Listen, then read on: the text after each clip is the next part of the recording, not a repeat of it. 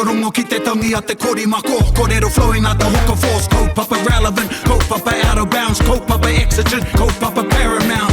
Nā kona whakapiri mai ki te kaupapa tino whakahira hira whakarongo pi kari kari mai. Hare hare mai, o Taringa hare hare mai. We gotta gather up close everybody. Gather up close everybody. Kani move that body. Kani move that body. E ngā ringa e ngā waiwai, e ngā taringa putanoi te motu, tēnā rā koutou katoa. Nau mai hoki mai, kia tātou nei, o taringa, e whakapāhu atu ana i te pokapū, o te awa motu, otira, e whakapāhu atu ana kia koutou, atu i te kūnenga, o te Wānanga Aotearoa, te poho, o te marae, te whare, o Ō-tāwhao. E mihi atu ana. It's been a while, hasn't it? Yeah, we've been on a bit of a whakatā. Bit of a whakatā. Yeah. Everyone needs a whakatā every now and again. Nō reira whakaaro nui ana ki tō tātou hoa. Praone, e whakatā ana. Ai te korenga o ne, e wāte ana i tēnei wā. Ko māua nei, ko tātou nei, e papuri tonu ana i te mauri o tō tātou kaupapa i tēnei rā. Nō reira mihi ana kia koutou katoa. Ko te he rā whakanui, he rā nui whakahira tēnei. Well, every day is a good day. Every day is a big day. However, on this day, 40 years ago, Te Wānanga Aotearoa, well, before it was named that, the conception of a special institute, organisation, kaupapa, began its birthing. Me ki, per se. Hoino, we'll hear from that, or we'll hear more about that later on this episode. Engari, how e pehana koe, Erika? Yeah, no, I was looking forward to coming back. Looking forward to getting back into Taringa for the year and having our amazing guests. Our first two are here already. We've got some more lined up later. So looking forward to hearing the kōrero, and I know you two can talk for days, so... We've only got 40 minutes. We've only got 40 minutes. Hoino, ai, e mihi ana kia kōrua. Koi ki nei au he manuhiri kōrua, engari, he manuhiri kōrua ki te pai o Taringa. Engari, he tahi tautohito o kōrua Taringa, ki te kaupapa o Taringa. Nō rea, mihi ana kia kōrua. Mihi ana kia koe. We'll let you introduce yourself. Ka timata kia koe e hoa. Tēnā koutou katoa, ko Māgaro tēnei, taho tōku māma, no hoki a ngā whakapaukara kia hau, tatu atu kia tūwhare toa, te iwi, whakawhiti atu ki ngā mautere e mene maira, ko Viti tērā, Fiji, Nisa Bulavanaka. E mihi ana kia koutou. Kia ora, Māgi. Kia ora koutou katoa. Ko kaiwhiri, tōku maunga, ko Taff, te awa, ko Welsh, te hapu, ko Celts, te iwi, ko David, Rawiri, Mr. Lewis, taku ingoa. I'm very happy to be here. I started with the Wānanga in 1990, and I retired 5.5 years ago.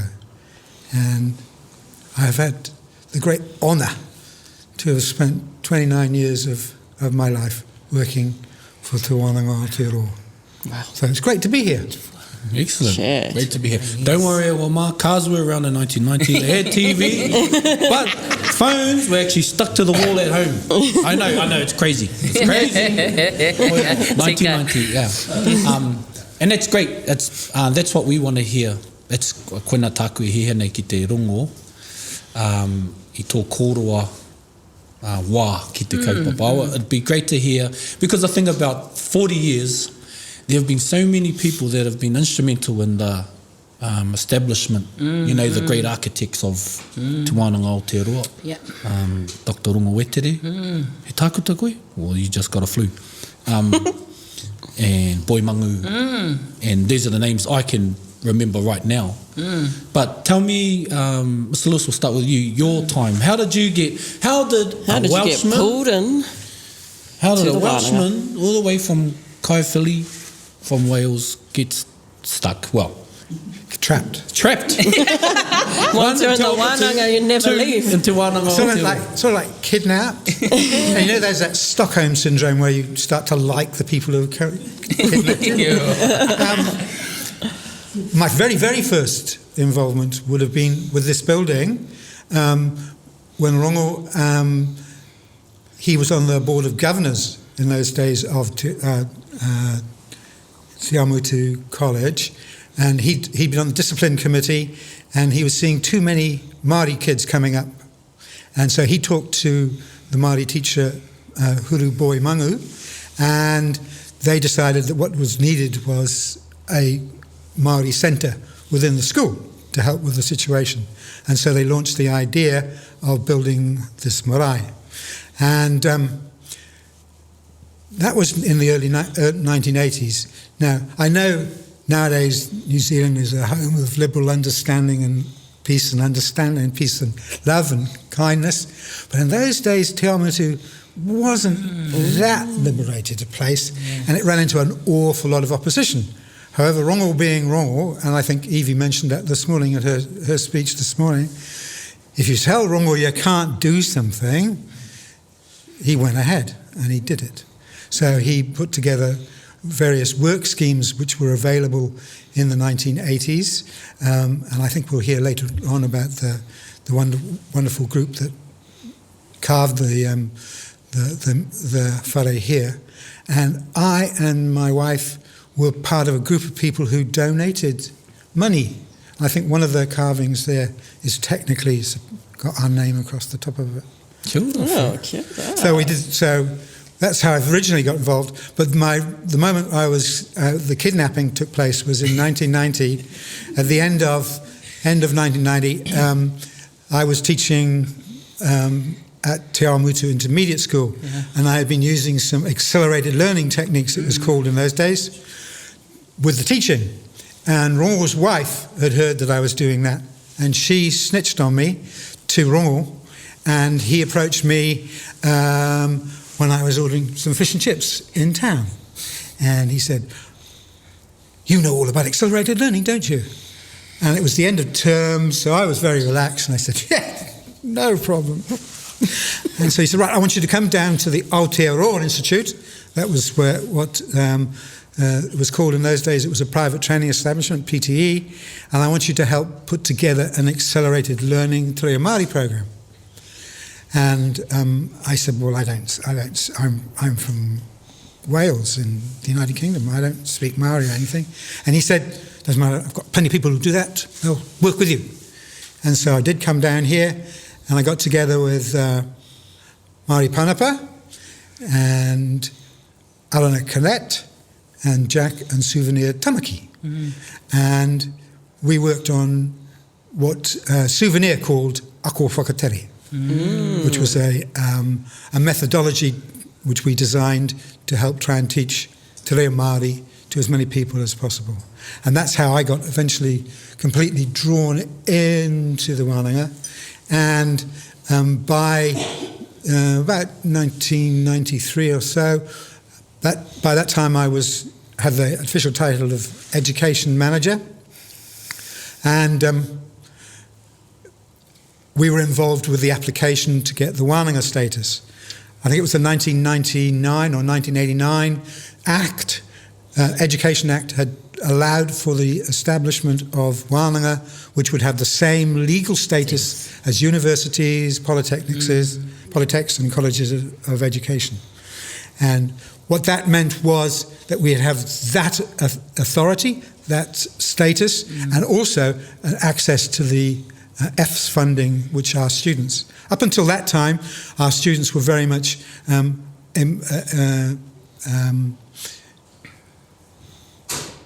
part of employment skills. I think they're called PP, might have been in those days, schemes. The problem with them was that the funding for them only lasted as long as the program lasted. So if you had an 18-week program, they were funded for that, and then nothing. So that was all right for most of the year, except when you got to Christmas time, when there was nothing. There was nothing, so Rongo was faced with the problem that staff could possibly be laid off during the Christmas period. So we had to find ingenious ways of keeping that financial situation running. Under the F system, you've got a vastly different financial situation. And so once we got the Wānanga status, which was decided in this building, the NZQA brought together kaumātua from all around the country, and they met in here, and they eventually decided that, yes, the Aotearoa Institute could become Te Wānanga Aotearoa. And we became brothers and sisters with Te Wānanga Awa Nuiarangi and Te Wānanga o Raukawa. And so we were the three Wānanga official with the same status as universities, polytechnics and colleges of education. And that's how we got started. And that's how I got started and was involved in the one... Yeah, trapped here. Held captive for 29 years. Every time I tried to leave, they threatened my mother and stuff like that. So you're a POW, a prisoner of Wānanga. Yes, exactly. Exactly. So, and I did many, many, many jobs. It wasn't just those things. And the idea basically was to move on every 2 years. That way I avoided a performance appraisal. Because no one knew what job I was actually supposed to be doing. So I used to move on from one thing to the other. And the last few years, maybe 15 years of my life at the Wānanga, I was involved in the what was the home-based learning section, which became known as Open Wānanga. And I did various jobs for them, and we even invented a ako whakateri English language for second English language for speakers of other languages, which we delivered in Hamilton and all across Auckland. And we did that, and we had vast numbers of different programs being run through the Open Wānanga, which was the home-based learning model. It's not like the traditional distance learning model where the tutors send out the material, you do the work at home, and then you send it back to the tutor.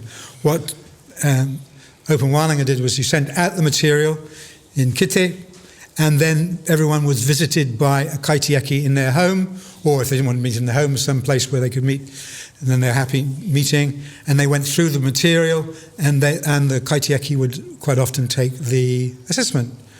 So, and that I don't know whether, I think that model is still in place here now. The Open Wānanga ceased to exist as a separate entity in the 2015, something like that. Yeah. And we moved into the main body down in the head office, and that's where we ran from there. So, wasn't that one of your first roles? No? Yeah. Yes. Weren't you a... Yes. My first role was I was contracted to clean Pōkuru Road up for the 10th anniversary of Open Wānanga with Willie Wetere. And then, later on, a few years after, they couldn't get rid of me. Hey. As a photographer? Oh my God, didn't tell me that. But that's the beauty of it. You know what you said, Mr. Lewis, David Lewis said, you get brought into the kaupapa and there's actually room for you to grow and find what it is that you can do, want to do, as long as your koha is towards the kaupapa. You know, that's the beauty of it. But similar to yours? Yeah. What's your experience, Maggie? Wow. Yeah, I was reflecting this morning during Evie's kōrero, but also yesterday. So yesterday was our day. Was the day? Yeah, the day. It was a Sunday. Day. Some of us have Sunday. lawns to mow. But yeah, I think I was 22 when I walked in through those doors. About 100 kgs lighter, I say. But it was it's definitely a moment that transformed my life. But, you know, touching on what Mr. Lewis talked about, Taumatu, I mean, growing up in Taumatu, very different type of energy, very much a pioneer town that Auntie May would talk about. And so growing up in Taumatu, very little role models. I think here we had two very huge institutions, which was Waikerea, Tokanui. Tokanui, yeah. We're at the seat of Raupatu, and I think for me, growing up as Māori, particularly in this school, this wharenui was probably the only kind of space where it felt familiar. And so growing up in Te Awamutu, I think it was Waipa Kōkiri Arts Centre back then, it was quite a difficult place to kind of see the beacons of leadership, of mentorship, because at that time the narrative, particularly in Te Awamutu, was, Waipa Kōkiri, don't really go down there, and then, there's the programs down there, it's just to hold space. So the narrative was negative around what is now Te Wānanga Aotearoa. And so growing up, the trajectory was always being, go to the university, get a degree, kei reira, te taumata, teitei. And so my whole family, it was around that narrative as well. But I went to Europe, did the OE, saw all those greats and Florence and Michelangelo, and then came back. And I knew I really wanted to do arts, visual arts, and so I was vying for Auckland University, for Elam, for these art schools in Auckland, and then 1 minute I'm in underneath the Eiffel Tower, and then the next minute I'm just in the backyard in a camper van in Kiki, wondering about my future. And then Mum said, "Look, daughter, go down to the Kōkiri Arts Centre, or at that time it was Te Wānanga Aotearoa, and go see Auntie Ma. She's got an arts program and they're doing amazing things." And so that, the prejudices that are built into our kids in rangatahi, you sort of just I was just like, that's not where I really want to learn arts. And then when I got over myself and went through those doors, and I went through those doors, I still see it, and Auntie Ma was there setting up an exhibition with Paul Anderson, Heria Anderson, Lorraine Anderson, whānui, and she just looked at me and she said, "Kia ora, bub." And I remember Auntie Ma when they did Ako Whakatere at Te Awamutu Intermediate. So that's 12-year-old Margie, 22-year-old Margie, walking through those doors, and in Apakura, our green carpet, we had the green carpet then, which was probably second, third-hand carpet, which is part of the story of our beautiful Wānanga. And so, pretty much wrapped myself around her legs and didn't let go. So the walking in as a tauira, I soon then found that those greats like Michelangelo, we had our own. We had uenuku, we had all these taonga tukuiho from Te Māori, and we also had the arts program that actually helped us build our cultural capability and understanding of ourselves. So as tauira, it was fun, I still got my jacket on. I've got a burn mark down here from when Lorraine let us, I don't know if she actually knew, she was our campus manager then, but we had Bunsen burners down the back in our studio.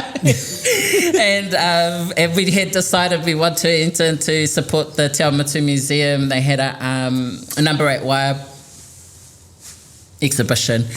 And so Auntie Ma was really encouraging of supporting community events and supporting kaupapa like the museum that celebrates our culture and heritage. But I reached over the table, and then this flame flew up around here, and I just hear Heria Anderson, who was my kaukuru, was Maggie, you're on fire. So I've got my mark here, and I'm quite happy that I actually fit it this morning. So good memories. Well, it must have been a heated debate then after that. I don't know. I think Lorraine found out, maybe some HR, health and safety. Well, pai tira. You mentioned when you first came into the Wānanga, the narrative wasn't very positive. No. What do you think were some things over the years that have contributed to the change of the narrative now? I feel like it's a very positive place. Yeah, totally. I think Mr. Lewis talked about it this morning that it was a cultural revolution, but an educational one. I mean, Kingi Wētere would say, you know, Te Wānanga Aotearoa is an institution, it's a movement. And I think the movement of educating our people then started educating our hearts and our minds to kind of open up. And all of a sudden, there were all these, this plethora of amazing, innovative programs. So I was thinking about my mum who has like 7 or 8 certificates. But when you think about it, our people have been starved of this kind of opportunity around cultural building narratives, our pūrākau, our atua, our tikanga, reo. And so for my mum's generation is very much that. So when the Wānanga came through with all these te reo Māori, mahiora, it was really dynamic, you know. And so all of a sudden, the impact in a whānau was a ripple effect. So Auntie would always talk about, and I believe this, is that you transform an individual through the kaupapa of Te Wānanga Aotearoa. You transform a family, transforming a family, you transform communities, and then all of a sudden the nation. And I believe that that's what occurred here. And so the positive narratives change through experience, through experiencing it, through understanding, is this what it's like to be in karakia? Is this what it's like to have waiata every week, you know? Yep. Kare kore, you were Māori, but also for everyone else. And the unity around that, the inclusion was really important. And it was a really beautiful environment in Apakura for my 2 to 3 years. And then Crown occupation happened, which is another space. So Wānanga has been through a lot of challenges, not just monetary, but, you know, there's also been those spaces of challenge that our leaders have taken up and, you know, faced that, fight fire with fire. Yeah, that's good. That It kind of talks stuff. about social impact day. Yeah. Our kura taiurungi, Evie O'Brien mentioned this morning, a stat of 1 million. 1 million people throughout 40 years of Te Wānanga Aotearoa have been involved as tauira or somewhat within Te Wānanga Aotearoa. So we talk about social impact. Is that right, Mr. Lewis? I can't prove this, but it seems to me that if you have 300,000 people enroll, which we were talking to the numbers people this morning, and then you have that effect on their whānau around them, all that around them. So you're looking at, say, maybe directly 1 million people within a population of only 5 million. So a fifth of the population has been affected directly by Te Wānanga Aotearoa. And on top of that, of course, we've got our brothers and sisters of the revolution in Awanui, Rangi and Rokawa. So that, again, adds to... Now, the number of people who are being exposed to kaupapa Māori, Te Ao Māori, and that's Māori and non-Māori, who've all been involved in the Wānanga, that's huge. And it's a silent cultural revolution, because no one noticed it was happening. No one said, let's cause a revolution and enroll 300,000 people. Let's boo a dawn ceremony. Yeah, let's do that. But this has just happened. And I think if we have a look at the recent troubles with the Treaty Principles Bill, and the response was unbelievably huge. I mean, the number of people, who put submissions in, let alone the number of people who walked on in the protest to Parliament. And there's a vast number of people, Māori and non-Māori, who don't really understand what David Seymour was going on about. It's natural. It's a natural part of Aotearoa, New Zealand. And that's because we are everywhere. We are everywhere. The Wānangas are, plural, are everywhere within Aotearoa. And they're welcoming people in.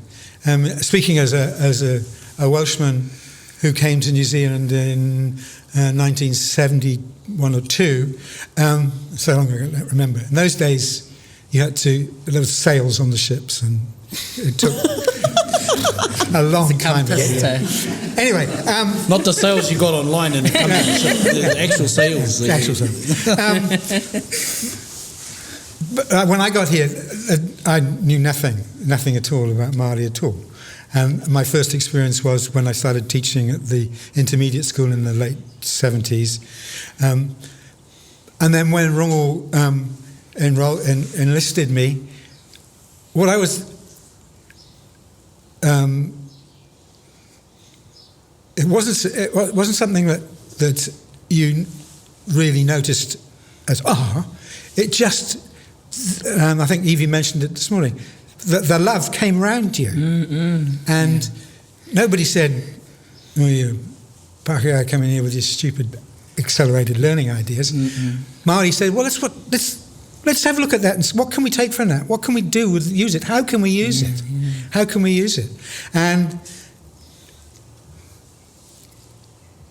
the development, we went through the 90s when we were quite a small organisation, and in the early 2000s there was different Te Wānanga Marae, there was Maki Ora, there was Māori Ora, and then there was the explosion right across the country, big campuses, big numbers, and that was done with love. And it's an unconditional love. And it's open love, and it's a caring love, and it's accepting. And so that's why I believe that Te Wānanga Aotearoa and our brothers and sisters have caused a very silent but very significant cultural revolution right across the whole of Aotearoa. And even if we're getting some pushback now from people who don't seem to understand, that doesn't matter, because it's too deep. A fifth of the population has had something to do with Te Wānanga Aotearoa. A fifth of the population has had something to do with Te Ao Māori, Kaupapa Māori, and that's got to have had a massive effect. So I'm just very grateful that I was allowed to take part. And kidnapped. Yeah, take part. And I must say, I was able eventually to dig a hole and get out. 5 years ago. 5 years ago. Lucky to and it's not to say, it has to be said, Te Wānanga Aotearoa is apolitical, but the responsibility Te Wānanga Aotearoa has, and it says in our philosophies, to provide holistic educational opportunities of the highest quality for Māori, for peoples of Aotearoa and the world. And from that has created, like you said, informed that social conscience. So they can make informed decisions about how they want to live their life, how their kids want to live their life, how their mokopuna want to live their life. And things like the impact, say, quick social impact about, open wānanga, home-based learning. You'll be if you're a tauira at the moment. Yeah. It wasn't about having you, yes, it was about giving you learning opportunities, but actually bringing it into home. A lot of our tauira, a lot of our people are second chance learners. And I reckon that's where a lot of the stigma comes from, like, oh, you didn't do too well at the mainstream, bro. You can go to the Wānanga, get the, get the side thing. Yeah. But actual, learning, there are more than one chance, there are more than one chances or more chances in learning. Yeah. So it's all right if you don't get the first time. There's a second chance. There's another chance of learning. So going back to the, say, social impacts of things like home-based learning is some of those kete, so resources, and those who have been a part of those programs. So for some households, those were the first books that were seen. That's what it was about. It was transformation, putting things in front of them, or allowing environments for learning and what they're capable of. Yeah. So, yes, KPIs and qualifications, yes. Yeah. However, social transformation, conscious transformation, resourcing, reactivation, re-indigenisation, all those isms and schisms and Asians and all that. But I want to quickly... Oh, that's a cool song. We haven't got the rights to it, though. We don't know the rights to it. You talked about 1993 getting Wānanga Status. And it wasn't like, hey, you opened your Weetbooks box and there was a card in there saying you got Wānanga Status. Now, do you remember that time? I remember Buck Nin putting in, 6 years worth of submissions? Oh, wow. Do you remember that time? Yeah, it wasn't no, hara I te wāke I te pāka ewa. Do you remember those times? Yeah, well, we had to, because it was going to be, the accreditation was going to come through NZQA, we had to do all the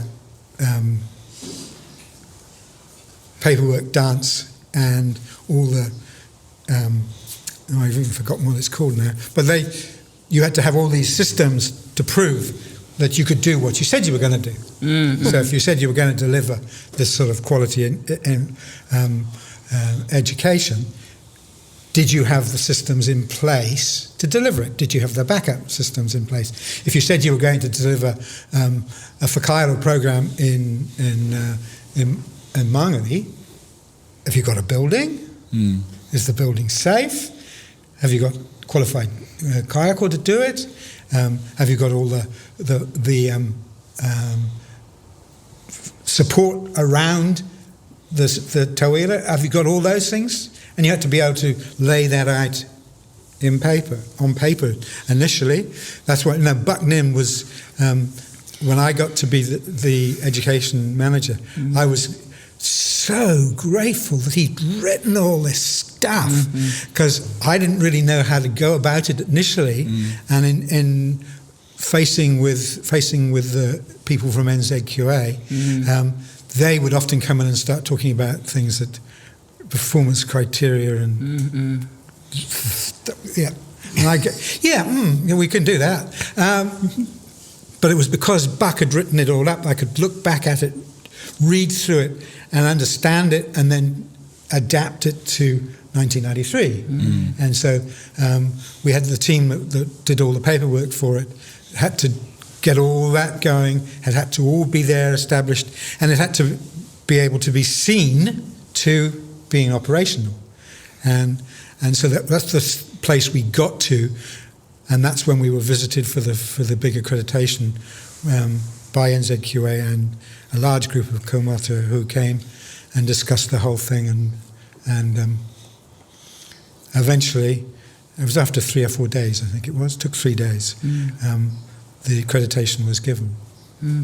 Kia ora. But it was this... He was using words like holistic, which was quite before, like if you think about the period of the 90s. Buzzword now. Buzzword now. Yeah. Engari, back then, those words were very, high energy. And I think, when I think of Buck Nin in that time, and this whare with Paki Harrison, Hene Moore Harrison, Buck, that this Wānanga has been built by our tohunga, by those that are that have contributed to a wider, not just within the space of Rākau, but beyond this whare. The vice chancellors of Te Māori, the ripple effect. And Buck, very much one of our leaders for Māori contemporary arts. And so, there's nowhere else that I could probably say, hand on heart, that Te Wānanga Aotearoa was built out of the arts, built out of that philosophy of human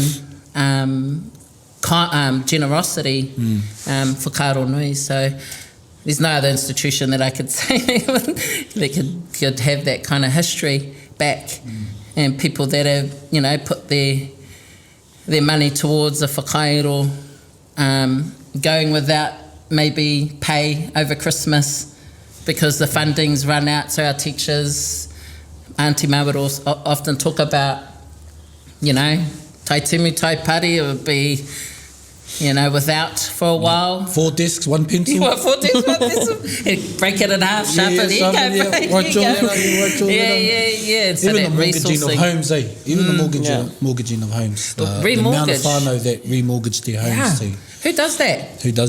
people that believe in a vision Yep. and that need, you know, and I was one of those kids in 1990 sort of thinking that, you know, the centre of mātauranga, well, I wouldn't say mātauranga, centre of knowledge was within our universities, and then just coming through those doors flipped it, and have been able to, you know, love my career, my mahi in the arts since then, and very in debt to Mr. Lewis and those that, you know, have put, but it's employed our families, you know. At one stage my mum was employed in the same house, and my auntie was studying with me alongside me, so quite a transformational kind of experience around what our programs provide. And the books in the home. We're a Wānanga whānau. I never heard about Te Wānanga until my mother got a gig with someone, Sue Cullen in Te Wānanga in 2000, and I was a Jaffa. I was like, Te Wānanga, where's that? Where's that? There must be a suburb. That must be South Auckland. I'm never going to leave Auckland. South. I'm going to leave Tamaki 25 years later. But yeah, because it was a bustling metropolis of reinvigoration with education. We can go on for a while. These guys were saying, I don't know what to talk about. I said, it won't take much. But I want to leave some time for the crowd, for our whānau here. If there are any pātai, any kōrero. Anyone have any pātai? Please, one at a time. One at a time, please. One at a time. Kia ora. I was listening to Bucknin, and another one that came to my mind was he was from Tainui, but he was living in Rotorua. He was a minister. Ngāpi Waka? Ngāpi Waka, For us as well as Te Wānanga Aotearoa. Kia ora. Just wondering what some highlights for what he's achieved for us. Kia ora. So for those at home, a question from one of our kai pātai. The impact Ngāpi Waka made, which is very, is a name that should be mentioned. Your time with Ngāpi, I was actually after Ngāpi Waka, but talked about a lot. Been a minister also, but hakas, kapahaka, and just pushing people along. But there was quite a few of them like that. I was fortunate enough. So when I finished my arts and then I finished my degree in Hamilton, Kingi reached out, and this is post Crown 2005 Te Anga Whakamua, and by that time tauira had done a little bit of mahi to advocate for Te Wānanga Aotearoa. So Kingi reached out and he wanted to create a committee, and on that particular committee he reached out to me because he wanted to create an inventory of the artwork, because one of the things about the explosion was to ensure that the wānanga exemplified its unique character through ngā toi Māori, whakairo. So that mahi, Te Wānanga Aotearoa was built on out of rākau, koina te ki, rongo wetere. But on that was Koro Ngāpi, and he was amazing man, cheeky, witty. Sometimes, could watch him in karakia, what would come out of his mouth, and watch Auntie Ma with her eyes. Sometimes he would get in trouble, but he was so dynamic. And I believe what Rongo actually did was he sourced people in the community that were doing things for our people, like Koro Ngāpi. He was already he was already a leader in his community in Rotorua, but through him he was able to mobilise, and I think our first site was Tauira down there, and he was able to mobilise our community. And so he had people like Koro Ngāpi there, Koro Tui Adams as well, Eru Nikora. Koro Eru Nikora, I worked with him. So I was very fortunate to come into a space where we had those leaders, and I remember being at that hui. Bentham called at 8 o'clock in the morning before the day started, and just being at the table, sort of just, it's like a little kid, little buckwheat at the table of these massive, beautiful people. And Koro Napi, I remember he taught us, I think it was Kia Ngāwari, the hymn, as a form of protest. So he had a lot to do. Not a form of protest, but the first protest, 98, he led the kapa fight, down in Parliament in the cold rain, and Katie talks about that. Puppy was there, Cheryl, Colette, and then the second time in, Koronapi was very much, a wonderful man that would come in and he would take waiata session for us. And so I think those are the kind of the learnings and the teachings. Like, it wasn't just, we're going to go into class and we're going to learn, this kind of idea of learning linear, that we get taught in mainstream. It's this is multi-dimensional thread. So Koronapi's coming in. And these were just, those were amazing leaders of their time. And, and there's so many, I just think of Whaia Haneta, Nan, she was amazing. They all have characters that brought a really beautiful energy to a learning environment. Nan, hello darling, give me a kiss. They can still see her. Then she'll bring you and sit you down, and you had to have a kai. Like, that's an old. Was this before Kahui Amorangi, or was that what happened after? Kahui Amorangi was the explain Kahui Amorangi, sort of a council of kaumātua that was able to inform the conscience of Te Wānanga Aotearoa via mātauranga Māori, tau Māori. They had, Ati Rovina, Mania Poto. They were just, that Kahui Amorangi was quite dynamic, our kaumātua, awesome, dynamic, I would say. And they would come in and they would feed into the strategy or into the ideas, and I think, those strategies aren't new to Te Ao Māori. With Wānanga, 2-3 days on a kaupapa kofo. So it's just, those methodologies aren't new. I think so by bringing Kahui Amorangi, we were able to kind of share, what's happening in Whirikoka, what's happening in Taitokero, what's happening, and sometimes they were little but big enough to be able to see a gap through the window for us to create a program of some sort. But they were dynamic hui. They were talking about 60, 70 of our kaumata that would come in and see each other, and it would be a buzz. Sometimes it would take a little while to kind of get into the flow. Here's the agenda then. First, Rachel Parau, remember the sister Rachel, Takutua Kana, we all had to herd them into the room. Come on. So the dynamic time. So this is at the peak, at the peak around about 2005. And then the Crown occupation happened, which was another challenge that I think that, we overcame.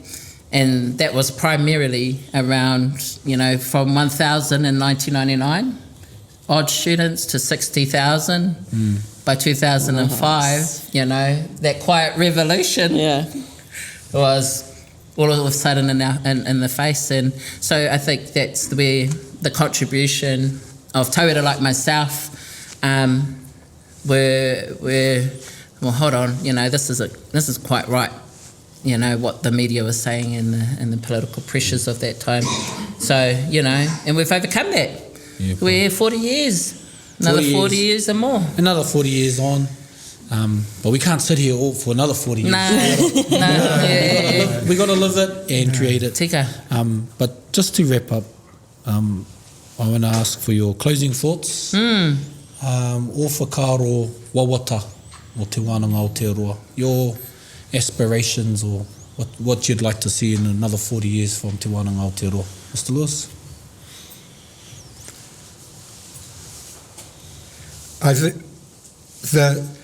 I know when an organisation is 40 years old, and if you've lived through the early years of it, you've had a different experience to what it is now. But I think that if we can keep the sense of being different, being innovative, and being really inclusive of Māori and non-Māori, and reaching out and keeping that feeling, that sense of open-hearted love for everybody, and to bring them in, and that if that's the way the Wānanga behaves to the world, offers to the world, it will go on causing shimmers and changes in Aotearoa and the world. You know, if we look at the world at the moment, it's a bit chaotic, and as a person who was foolish enough to believe that all you need is love, I've always said that, well, yeah, all we need is love. And people say, oh, no, that's not going to work. And my argument is, yes, it does if you try it. And people don't try it for very long, you know.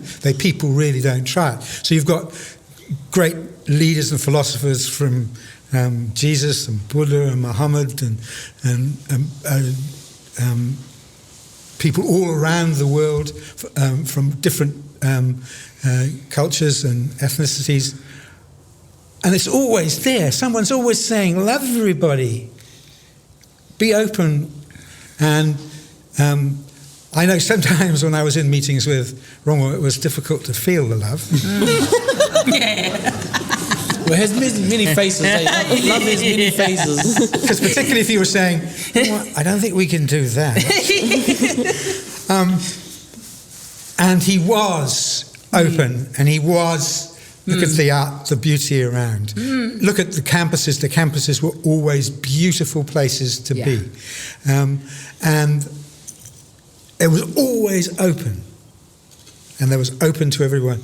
So to keep for the next 40 years, the next 140 years, for the Wānanga to keep that openness and to push that out into, or not push it out, just open out to the world, out to people to come, and make so people can come in and feel the aroha, and they can feel included.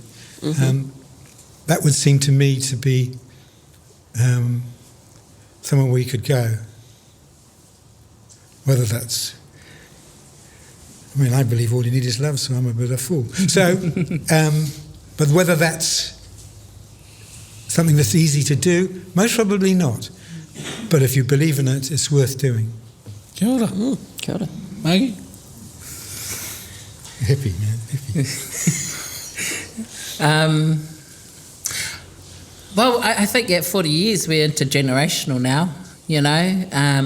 I think of Arana, and then you've got Papi, who's Cheryl, Colette, and now we've got Maiterangi. Yeah. You know, so we've got, it's and an we've got Napi's moko. Napi's moko.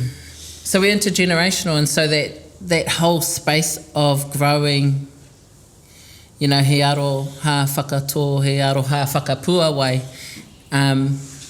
Tika ana. And I just think that for our wānanga to be able to be resilient, be innovative, look for the gap. Ke whi te hina tore. You know, look for the gap, look for recentering the person in the learning environment. To me, you know, kia Māori ai, because being Māori is about being inclusive and stretching that out. And I think that a lot of, not just myself, a lot of our tauira, you know, our best ambassadors are our graduates, and influencing those minds and hearts comes from a puna, you know, and Uncle Kiriti's one of those as well, those teachers. And so for me, I think Te Wānanga Aotearoa me tūtonu, aha ko te aha, and yeah, that difference is really important, you know, don't toe the line, create the line, that kind of stuff. Cross the line. You cross the line. If you have to cross it, cross it. Cross the line. But yeah, I just think that Te Wānanga Aotearoa is a magnificent, wonderful gift. You know, nā Ngāti Maniapoto. You know, mihi ana kia koutou. And those leaders of the time, Te Arakinui, Māori Marsden, that were all here to āhei, te whakai, me tūtonu te Wānanga Aotearoa. You know, so kia koutou, it isn't the wā, te rereke tērā, ko te Wānanga Aotearoa te ingoa. And there was a lot of work to get that name, and there's a lot of people that sacrificed their Christmas leave pays, pencils, to get that name. But you know, it's important that we don't forget that this wānanga was built with real hands, as Bentha would say. Real hands, not this philosophy that fell out of the sky by some philanthropists or doctors that study culture. E hara. It was made by people, real people that saw the need of our people. So, yeah. Beautiful. So for me, yeah, I don't know if that answered it, but I feel like that we have much more to do, so much more to do. Yeah, looking forward to it. Whakaaro, Erica? Oh, I actually was thinking about something before. Can't remember what you said, Margie, but I heard this kōrero ages ago from one of our really inspiring lawyers down the coast, and she was talking about the 101 on how to colonise a people, like back in when they were going around with that Rex Pontiff thing. And one of the guidelines was that you attack the arts first. So how powerful it is that the Wānanga has kind of re-indigenised spaces and was built out of the arts into this wonderful machine that it is today. Well, he tika tērā, ko te toi, koinei, well, ko tāne whakapiripiri wāhi whakairinga kōrero ai, these are our repositories. Yeah.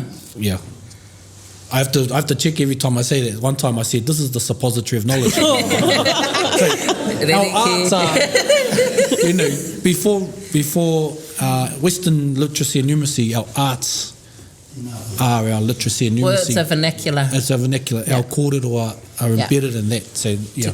And we'll have more on that in our next episode. Hoino, me whakakapi aki konei. Mihi ana kia kōrero. Me ana kia kōrero. Ko rangatira nei taringa i a kōrero. Tai ana kia koutou ko tau mai.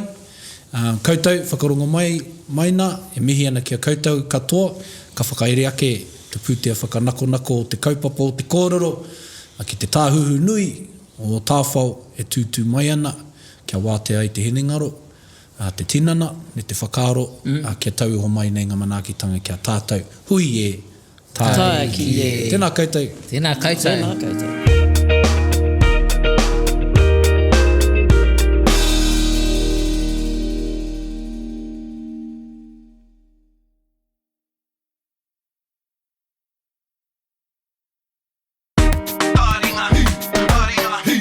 Amo ake ai au I taku toki, kia tū te ngangana, he toki nā wai, he toki nā pākariki, I tū aina ai I tāna rākau, I hahau ai I tōna whare, o Ō-tāwhao e tūtū nei. Koia tēnei ko Taringa, whakapāhu atu ana anō. Anō. Kia koutou, atu I te pokapū, o te awa matu.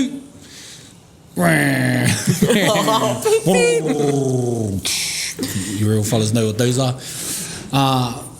E atu anō I te kuninga, te whare nei o Ō-tāwhao. E whakanui ana i ngā tau whātekau o Te Wānanga o Aotearoa. E mihi atu ana ki a koutou katoa, ngai taringa ko hoki mai nei. Tēnā koe, Erika? Tēnā koe te puaheiri. It's been a while, it's been about 15 minutes. Yeah, been about 15 minutes. Mihi atu ana ki a koutou katoa. Tai ana, ki o a tātou manuhiri, ko tai mai nei. Who are these young handsome fellas that we got off the corners over in Te Wānanga? E mihi ana ki a koutou katoa ko tai mai nei. Just for introductory sake, ka timata kia koe e hoa. Introduce yourself. No hea koe. Hea tō mahi. My name's Herbie Teddy. I'm from Whānanga, Te Kaha. Oh, Teddy, yeah. We're all activists down there, so you get used to it. I was just driving around your fella's hood the other day at Mangaroa. Yeah. It's only a little place, but yeah, we're from Whānanga, tū whare tō. Ka pai. Kia ora, Herbie. Kia ora, I'm Darren Heke. I'm a local from here. I'm from Pakamarama. Yeah, I've been here all my life. Kia ora, Darren. A tapatapa tū ki te whaiao ki te ao marama haumi e hui e tae ki e. A ko wai ai ko tainui te waka nā te mani poto tiwi ka ki puke te maunga waipā te awa te kōpua te marae nā te unu tāpū. He whānei mai ki tuku ti e noho ana nai nei ki kirikiriro ko pine a.k.a. Donald Campbell taku ingoa no reira tēnā koutou. Kia ora, tēnā koutou. Pine, rangatira tēnā ingoa I te ao whakairo e hoa. Inga, no reira, he koina te take ko tai mai e nei. Ringa whao, ringa whero, ki te whakairo. We're here to talk today about understanding what it took, or, your experiences being a part of. These were some of the very first students. Very first students of Te Wānanga Aotearoa. We were the first. We were the first students. Ngā kinipiki of Te Wānanga Aotearoa, but also under the guise, the tutelage, the wisdom of people like Pakariki Harrison, Hinumore Harrison, Mera, Mōhio o Te Wā. So we'll start there. How did you get involved in starting or carving Ō-tāwhao? When I first come here, I moved in from Te Kaha. Was on the dole, and then they put us on this PEP scheme that we started this whole thing off at, it started off at a PEP, and then we went to the kōkiri, and then that was my first couple of months here, and then we went into the, pulled the factory down. We were wreckers, and yeah, just started from there, and then we started our carving side of it. That was massive too, bro. Yeah, because we moved around a bit, eh? Yeah. So when you first came in as students, what were you learning? How to break down a building. We were wreckers. The demo team. Yeah, we put the old factory down there just past the kōkiri then. Yeah, tell us about that. Why did you pull that down? What was so, the dairy factory, eh? Yeah, it was the dairy factory, yeah. I think Paki and Rungu and them got the contract to pull it down, and then they could, whatever they used in it, they wanted, they could use it for the kōkiri back in then, and all the framing work, all the big steels. Yeah, because we had the army crew in helping us too. Yeah, there's a story of Rongo ringing up a mate or someone up at the Apakura Army base camp, say, hey, your fella's army hasn't got a great history with us down here and around Ōrākau, so you owe us a favour. Sounds about right. Brought them down, helped you fellas. Yeah, they weren't the wreckers though, we were. They were just our cooks, bro. They were the cooks, they just did the cooks. Yeah, they put these big, humongous steamers down. Yeah. They cooked us breakfast, lunch and tea, bro. Oh, nice. Oh, nice. Nice. Caterers. Yeah. So he's doing catering. So we did everything, bro. Yeah. 3 hot feeds a day. 3 hot feeds. That's why he's got a bigger puki than me. You were last in line there, weren't you? Always last. I need to.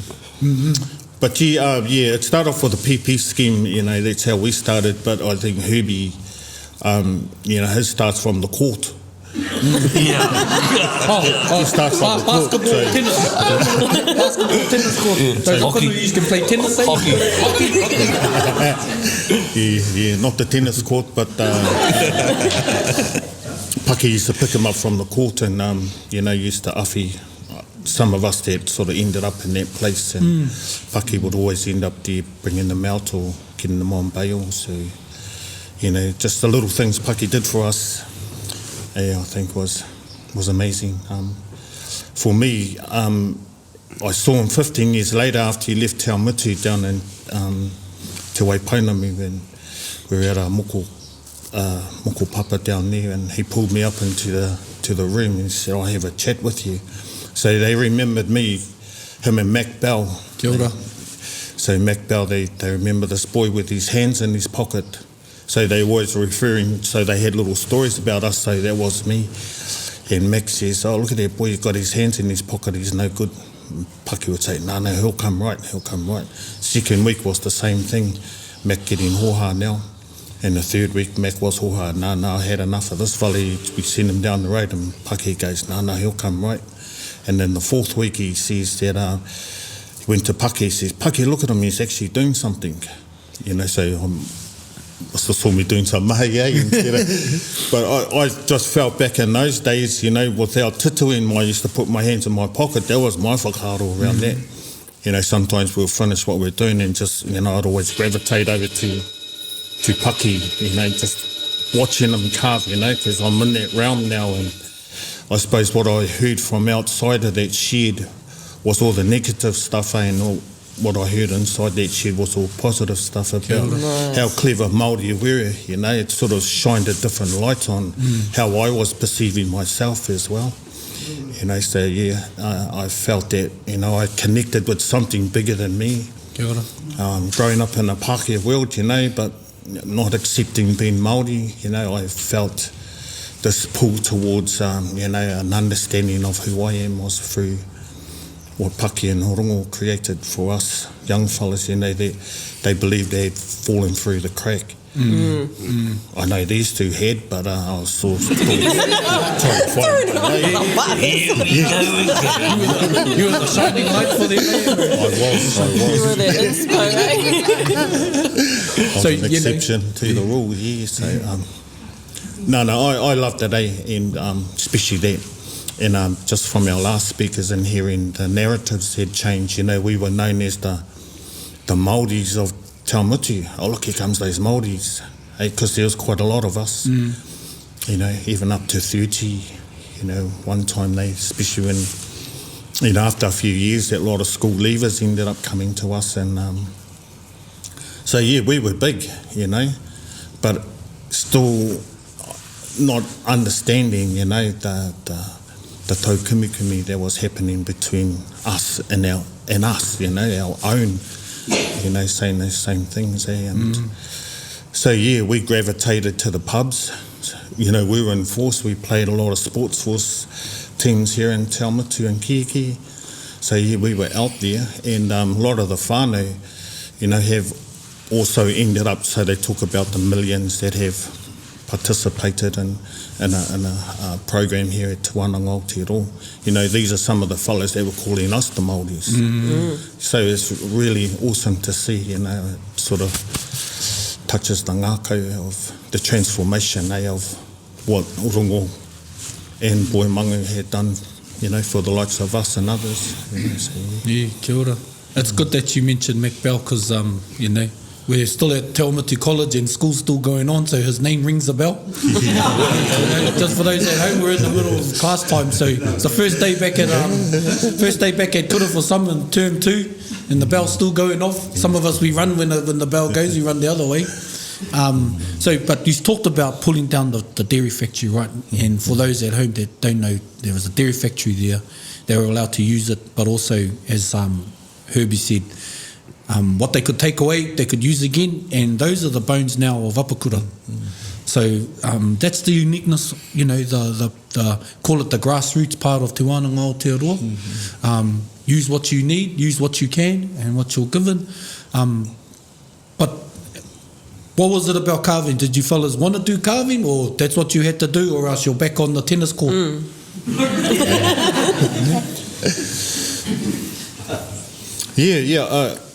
It's nothing. I didn't even want to be Māori, to be honest. Kia ora. You know, and came into this. It's like, wow. And I wanted to join the army. That's what I wanted to do. And I still tried while I was still on the course here.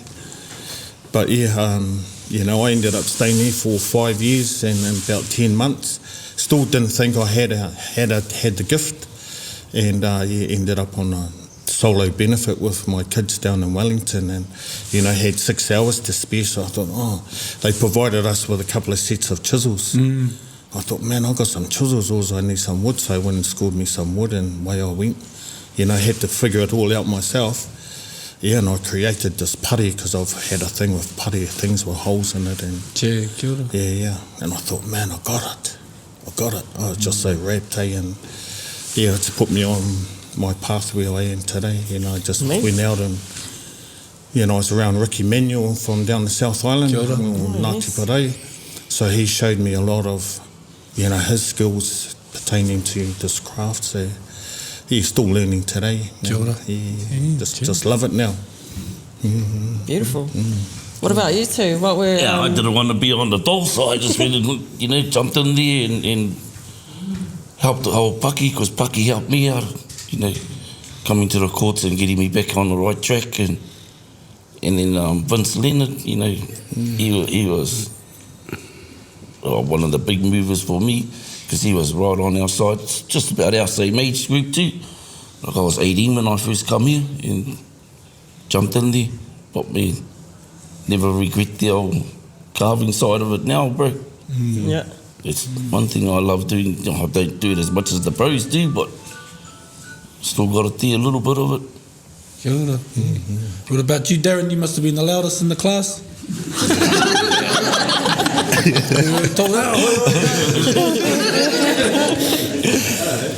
I enjoyed it. I really enjoyed it.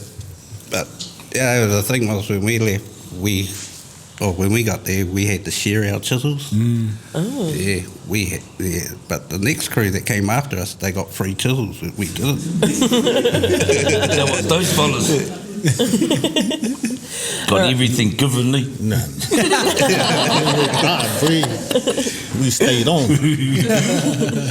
So how did it go from pulling down the factory to then putting this together, this beautiful whare?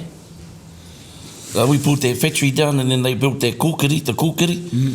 Used all the framing and that to make that building. That's that little carving centre that they are now. Yep. And then we all went in there, and then Mac Bell and they just got us into carving, and then Vince Leonard come in, and he was the promoter of the carving, him and Paki. Paki was the boss, but Vince, he was the one that showed us everything. Yeah, he was right there with us. What were as tauira? There was another place we were at. Wasn't it Rakes Ave? Yeah. Rickett Road. Yeah. I think that's where we actually started the carving, bro. Rickett Road. True. Yeah, down by Hazelmere. Yeah. But you know, like Herbie says, he was here 80. He was one of the oldest. He's losing a bit of his marbles. I got a spare one in my car, one of marbles. Paki and them were carving it down at the factory. So we were there for quite a while. It used to be the Te Maru work schemes or something before it became the Waipa Kōkiri, I think, ended up here. Yep. And then we moved from down there because we had to vacate it, and that's when we started renovating all those. And then we ended up at Rickett Road, and then we came here when it was just a shell.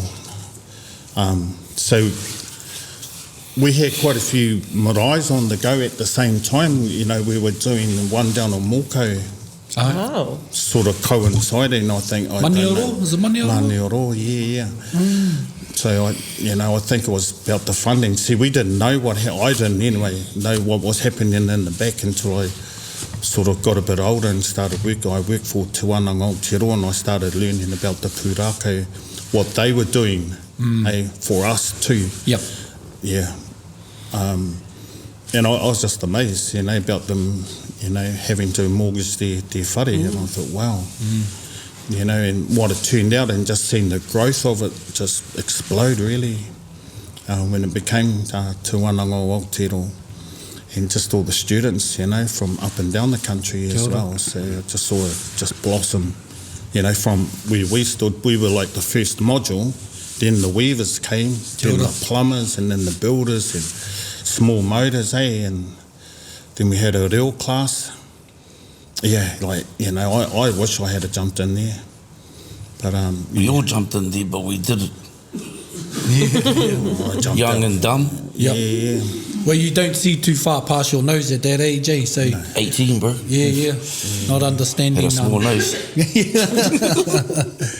Not understanding what's actually, well, how big, what you're a part of, because you're 18, but the amount of mahi that those people like Rongo and all them are doing in the background, so you can get into a place to create some skills or actually find out about yourself, who you are, eh? Who you are. So what about the carving? Was it like wax on, wax off, or just sweeping or sharpening, or did you just get put straight into, right, do this cut? Was it like that? Was it?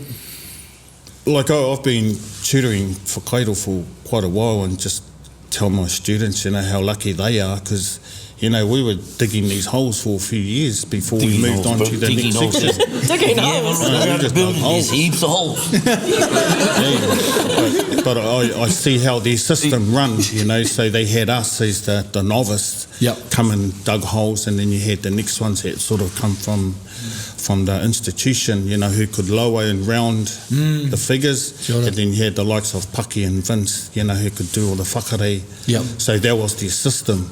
And then when the school kids come, they jumped on the holes, and we moved up Kia ora. to the next level. I started rounding and lowering levels. And then, as we sort of moved on, and we started doing whakare. So I know Kiriti knows this one, when they do the taratarako, and you got those little notches. Yep.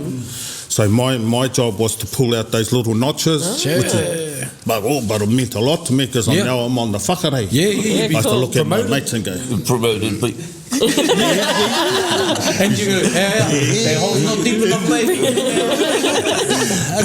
So there was a buzz, to get to that level, because it meant that you were qualifying, I suppose, in my head anyway, but that was a buzz.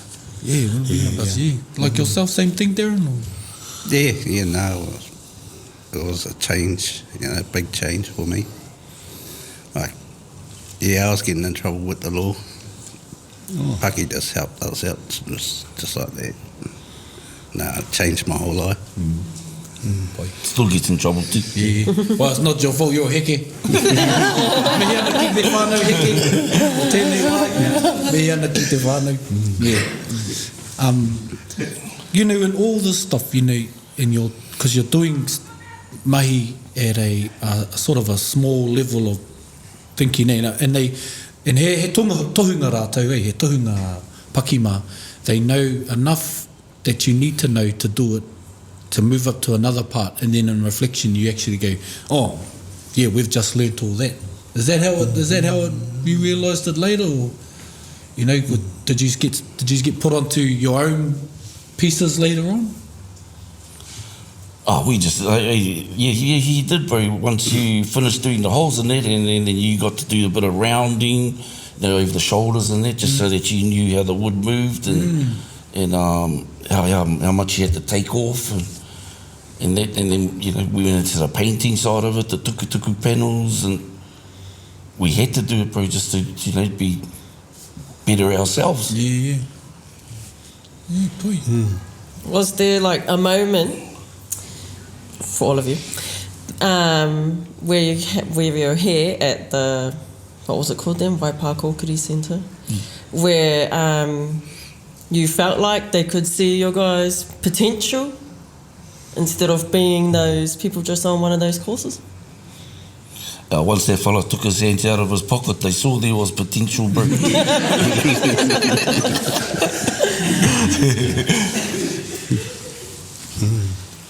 There was always potential in us, bro. Bro. In Māoris, bro, Māoris are octopuses, bro. They can do whatever they like, but they just got to put their mind to it, bro. If they don't put their mind to it, well, they're not going to go and succeed, bro. But if we do, like this is like digging a hole, bro. If you can smack a hole, and get it to the right level that it's meant to be, well, you've achieved that, And then when you go to the rounding side of it, well, you know, if you went wrong from rounding, bro, you had to glue it, and then out of there, back to the hole. Because there's a lot of glue in here, bro, that you can't really see. Well, you know where it is because Donald did it wrong, so... Nah, but you just learned, bro, that if when you go and take the shoulder off, you just stand back, have a look. Nah, it needs a little bit more. Stand back, have a look. And that's the way Vince, Lewis, Kirite, he was one of them. Yeah. That helped us right out there. Lewis Pairata, ne? Lewis Pairata, yes, bro. Yeah. You know, and taking that symbolism from a rākau, you know, the tohunga, seeing it in the forest, in the Te Wānanga Tāne, and seeing, yep, there's something in this. So, like you fellas heard, these young tōtara mahuri, and them bringing the potential out of you by, you know, carving your psyche, your mātauranga, your whakaro about yourselves. That's pretty cool. Yeah. I think the story that Paki told me, and I've heard from others as well, is that when he left here and went to Tāmaki to Kāwhata University, is that he wished he had have taken us. Yep. I think because we were teachable, you know, we were like wanting to learn, whereas he took all those fellas from the institution who are our legends today. Yep. They were different kettle of fish compared to us, you know, still fresh, but wanting to learn. And so they would have had their ways of learning, thinking about the likes of Uncle Gordon Toy and all them. They were young, you know. He had 2 legs then. You're going to give me a trouble. 3, bro. 3. Cut mine off now. All of those fellas, you know, who's our rangatiras and whakairo. So that was a cool story, and just to hear from others, you know, of their what they had heard too, you know, their Paki wanted, you know, I heard it from Darren this morning, I've heard it from Herb as well. You know, Lewis Pairata's told me the same story, so yeah. So just listening to your story, I think he did want to promote us, and just going off what David was talking about a PP scheme, you know, this was only 6 months, but they kept rolling us over. So I was here for like 5 years and 10 months, like I said. Gee, cool. You know, so that's, you know, there must be something in it, otherwise they would have chopped us. So. Well, what made you stick around though? The money, I think. I don't know, there was some good money, and you know, we were contracted as well, so from I think Aotearoa, you know, so that was amazing that we get to carve, you know, something from Te Arawa, when I know that the guns come from there. But, cool. I forget the name of that marae, but, you know, we were doing like 7 to 7, you know, daily, I think it was just the weekends we would have off. And we even used to go stay over there, bro. We used to go to Wanganui, the Pole in Wanganui Library. You used to stay over there, work every day of the week, old Paki. Yep. Just to hurry up and finish it, bro? Yeah, because we were working with the other crew down there, Yeah. Parametric.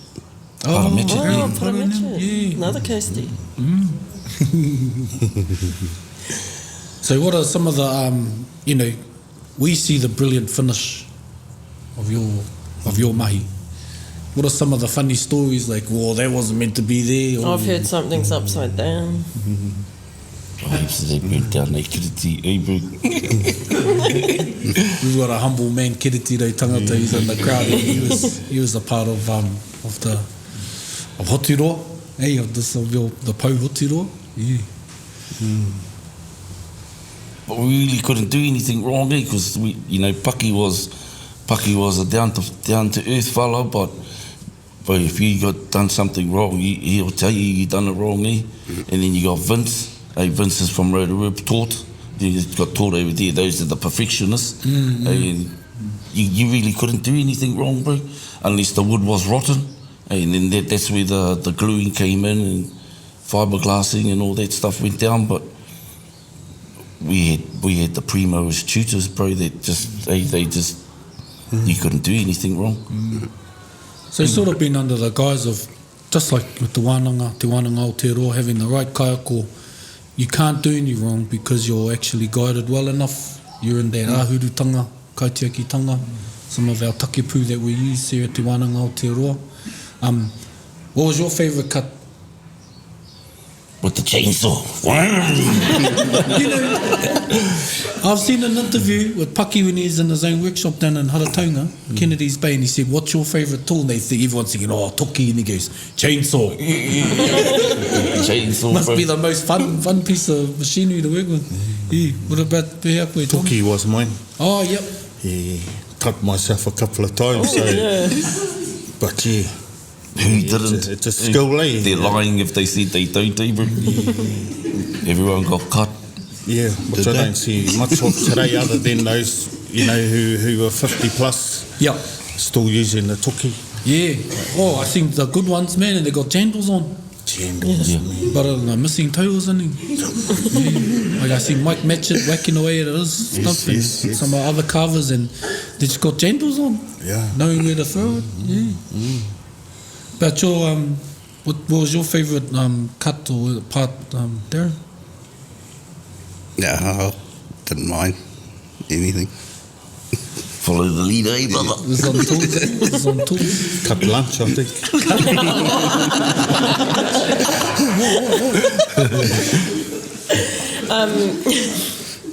How does your experience of being tauira here shape who you are today professionally and however? Oh, yeah. For me, you know, the way I was taught is how I teach my students. You know, with compassion as well, eh? Knowing that, you know, they still act the same. They still got their hands in their pocket. And then just having that empathy for letting them grow at their own pace.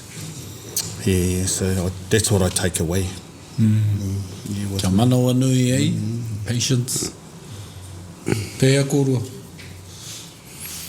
Yeah, well, yeah, it was just that learning stage where I enjoyed the most, just learning everything. Yeah, if it wasn't for Paki and me, bro, we would have still been in jail, eh, bro. I know. Even when I left here, I still went back to jail, but that's just part of life that you're learning, eh, bro? But, yeah, met my partner and we still got a few little bends in the corner, but yeah, we going forward. Yeah, kia ora. Still do our little bit of carving and not as good as these fellas do. Yeah, just to let you know, I put myself on this chair purposely because the influences that these fellas still have on me, I just stay on the right road. So straight home after this? Yeah, straight home. Don't swap numbers. And where are you now? And still working on whare or pieces at home and... Oh, I just do little 21st keys and all that stuff now, just with my own family. Other than that, I'm a logging truck driver, bro. Me and my partner bought some logging trucks and go hard on that. Yeah, kia ora. Haven't been back to jail for fucking yonkies though, but which is a good side, eh, bro? Yeah. Staying on the road. Yeah. Darren, you still on the tools? Yeah, I just have a little tutu here and there, but no, I'm mainly just mahi now. Yeah. Yeah, I drive a truck too. So. Yeah, kia ora. Still working with wood, eh? Yeah. Yeah, for me, I work for Te Wānanga Health in Hamilton, and I have a crew of 5. So yeah, just, you know, we work around mental health, drug addictions, so bringing the mauri to our whānau that are struggling out here, and be cool that if we could roll them over like what happened to me, because they love it. Our courses are short. Yeah. And then, we pick them up and then we pretty much drop them off. Yeah. Where they have nothing. They're back to where they started before they met us. And then, if we could just keep it going, that'll be amazing for our whānau. Because, I don't know, the properties and people just think it's just carving as whakairo, but there's a lot of properties involved in, about the connections, the hononga, the pūrākau of where whakairo started.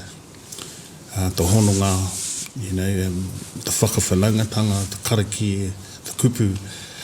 That's how I learned to run a sentence, was here, learning about the different kupu. I started learning about the Māori words and just still didn't know, and probably sort of still don't know how to put a sentence together to, that's what I want today is the reo. Yeah. But whakairo has done that for me. It's put me, sort of back then when it was Matua Alan Anuru, Collett. Oh yeah, Arana Collett, yep. Yeah, well, Tane Taylor was the first kaioko for the reo, and he wanted us to jump in and go, oh nah. And then we used to see him coming, Anuru, is it? Arana. Okay, so here comes Taha Māori. That's what because I think that was their first program, was called Taha Māori. Oh yeah. And we sort of just got out of school, didn't want to go back to that sort of desk environment. That was for me anyway. Yeah. So I still haven't liked that environment. So I haven't, I've gone and done some courses, but I want that quick fix. I want to go there for today and then come up being a fluent still don't work. Put it in the can. But a lot of that comes down to the government too, bro. They've cut a lot of the old Māori funding to help our young fellas out in it. You can only get so far and then it stops. Yep. Whereas the government, if they carried that on and helped our Māori people out and islanders, whatever, they reached their own, bro. It's, it's pretty hard funding it, bro, because it costs that, like with our forestry, $600 just to learn how to use a chainsaw, and you get a ticket, but he's got $600 for just a little piece of paper. Yeah.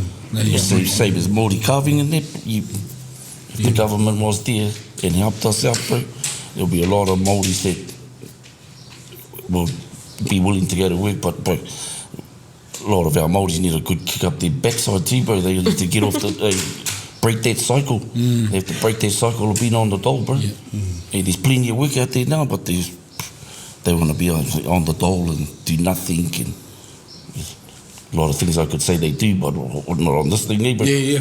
Well, that's why we have programs like social work and stuff at Te Wānanga, Aotearoa, to help our whānau and do that. And it's interesting you say that about the funding. You said 5 years. How long were you in the program? 5 years? 5 years, yeah. 5 years for youth. Youth program, PEP. Was it a PEP? That's ourselves or the ones he's doing? Well, the one you just mentioned, like a 5-year one. Yeah, it was more job. More job, but that's unheard of now. Yeah. I don't know of any programs for youth, or say they might call them at-risk youth for 5 years where there's funding for such things. So tiga tau. Kia ora. Kia ora. What was tell us about the kōwhaiwhai. So you did painting as well. Did you use stencils or one person do the outline and you come through? But you're on red, you're on black. And was it like that? No. We used stencils. We used the stencils, but when Paki said that was yours, you started it from the beginning and you ended it at the end, You weren't allowed to just jump over there and then jump to the next one. We all... That's yours. Vince, he created them, but with the guidance of Paki, telling him about the stories that he wanted, and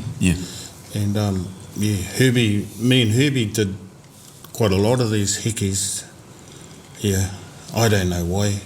Because you're not sitting over here.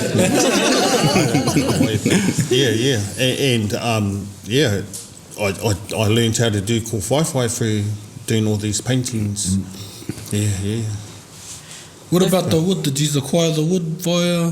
Did you have to go and get the wood too, or was it all stacked for you? No, coming on trucks, bro. Already cut up in slabs. And, oh, yeah. Yeah. Yeah, no. What was the timber? Is it all native or? But listen, I know that's customary up there. Tō tarabai. Yeah. That's the most of it, eh? Yeah. And PVA glue.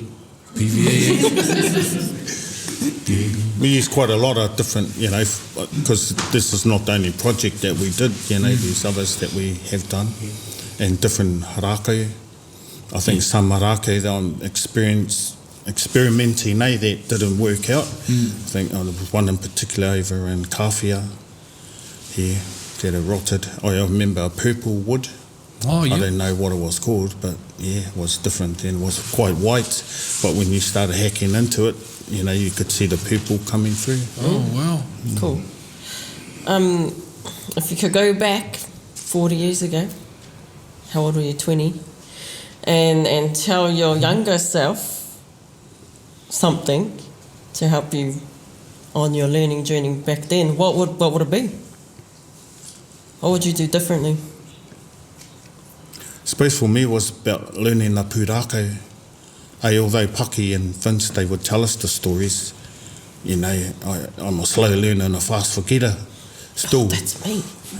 still, you know, that's what I want to obtain the mātauranga now, to coincide with what I'm putting on the,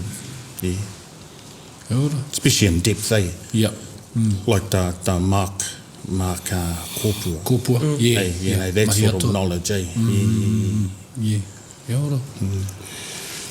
What about you, Darren? What would you tell your younger self? Stay out of trouble. That doesn't work. I would have listened to myself if I told me that. Well, I remember one time we had to go to the bush to get the girls. Is it Heke?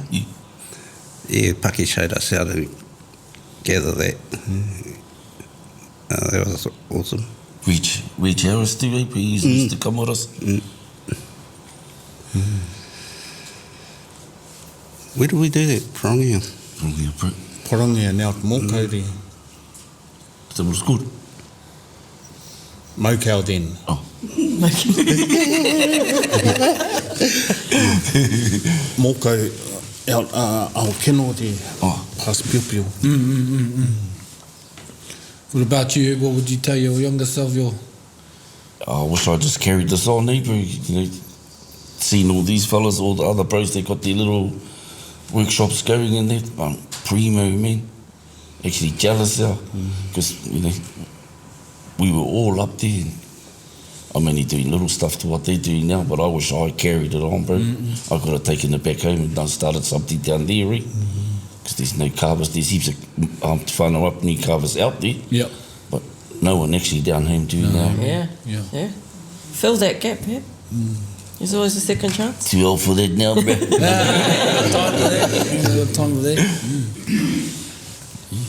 Any more pātai? Any other pātai out there? Well, whenua e oma? Yeah, I just take my head off to Paki, Vince, and Kiriti, and Lewis, bro, Mac Bell. All those fellas that were at the kōkiri in those days, they, you know, we were getting in trouble, but, you know, they helped us get out of that taki, bro, and believed in us that we could do it. Even Ada and all them, mei horoa, they were mean to us, bro. The woman side of it, when we had to go over there and do the panels. Poi. Oh, well. Hey, mihi ana kia koutou katoa. I think the main thing to take away is how we invest in our future, our children, how we invest in ourselves via our own mātauranga. New knowledge is old knowledge.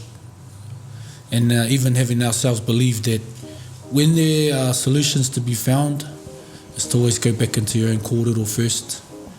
And a lot of times you find that the world is coming to indigenous iwi, putanoi te ao, looking for solutions. We are the beast, bro. Yeah, we are the beast. But also to be mindful that some are only there to take. Yeah. Reira chakina e rā kōrero. Oino, ka puritia ngā kōrero I tēnei wā. Mihi ana kia koutou katoa. Koutou, ngā ringa whao o Te Wānanga o Aotearoa, ngā koutou te whare i whakatū, ngā koutou i whakairo ai, i raranga ai, mai nei ngā tukutuku, ngā tūmata kahuki, mihina kia koutou katoa. Hono e hoa ma, mihina kia koutou, tēnā rā koutou katoa. Hei kona. Hei kona.